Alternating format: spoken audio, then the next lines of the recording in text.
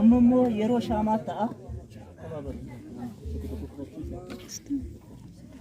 Kaleessa kophaa isaanii addunyaa keessatti ifaa turanii har'aa calqabanii obboloonni keenya obboleettiin keenyas obboleessi keenyas tokko ta'aniiru.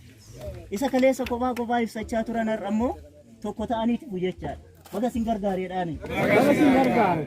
Sinis oo qajeelfaa sinaa gargaara. Warri fuudhan jiru. Warri fuudhan.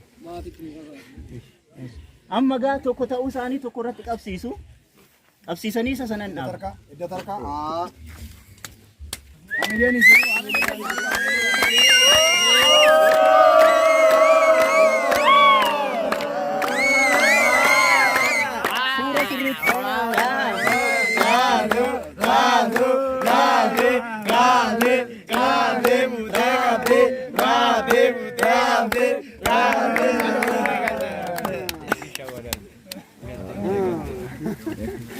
Tole. Amma ammoo bara jireenya isaanii hundumayyuu biddeen jireenyaa kan ta'uuf akka ittiin jiraataniif sagalee waaqayyoo waldaan isaaniif qopheessiteetti. Kun immoo bara jireenya keessan hundumayyuu nyaata jireenyaaf kunoo.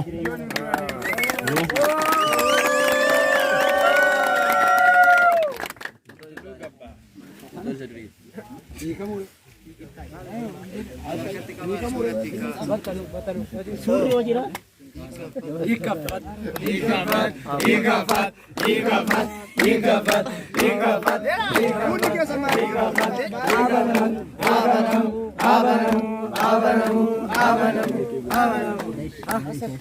Eeshi. Malo. Esa waramna. Safota. Uno diwanti kenna bebi.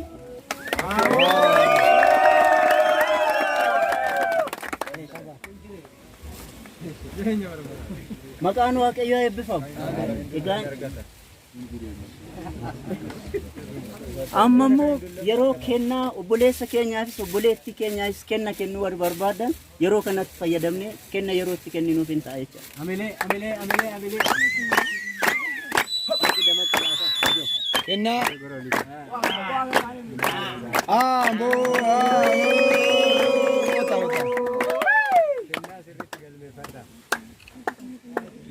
Sirrit.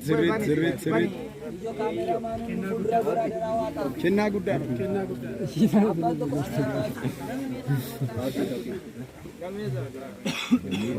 Ajaa'ibut waan ta'in aarifidha. Otoo tarsaatee yookaan.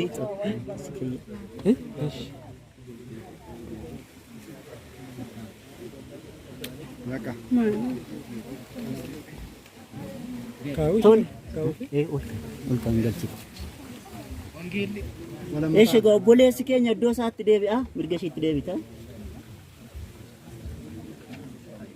Kennee jiraachuu baate xumurreerraa gaa'illi gaa'ila gaarii sinaa jira dafaa ka yeroo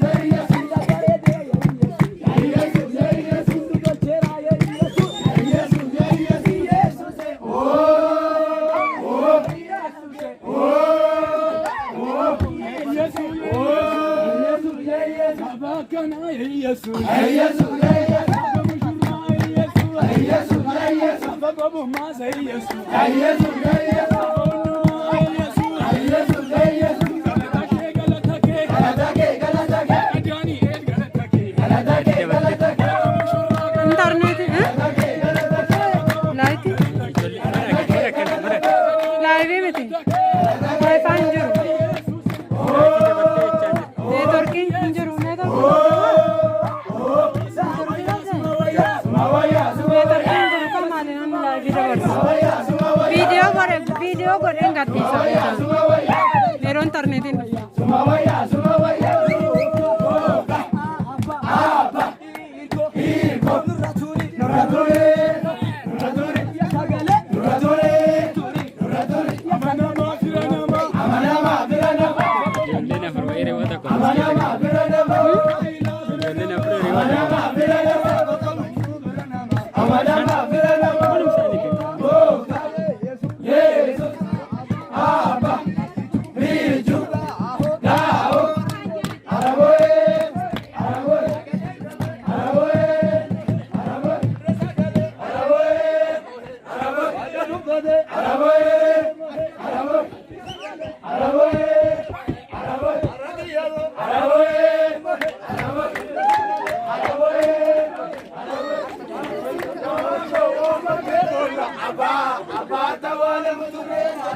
Oh